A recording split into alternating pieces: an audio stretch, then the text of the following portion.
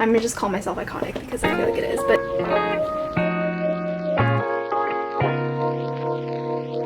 hey guys, it's Jen. How's it going? Guys, I'm gonna show you guys how to make a DIY Western hat like this for cute little Western festival vibe looks for this summer on a budget, because I ordered all of these supplies myself and I just made it, and it's not perfect, like there's some gaps in it, but I'm excited to show you guys because it's literally the easiest DIY ever for under $50. So let's get right into this video. Okay, so here are all the things you're gonna need. You don't need much. You need a hat, which I bought this one on Amazon, but sometimes you can find them at the dollar store.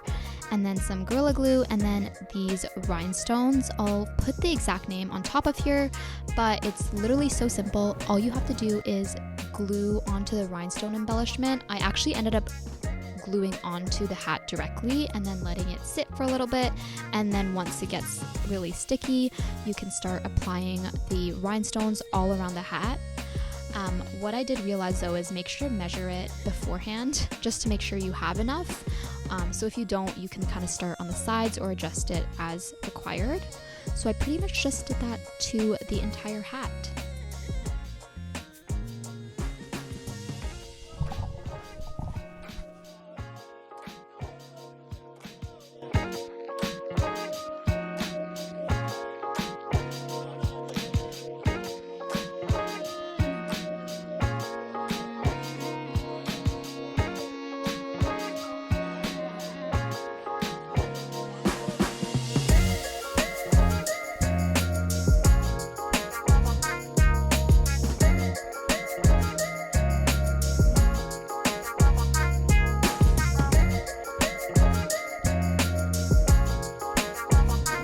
Okay guys, so what do we think?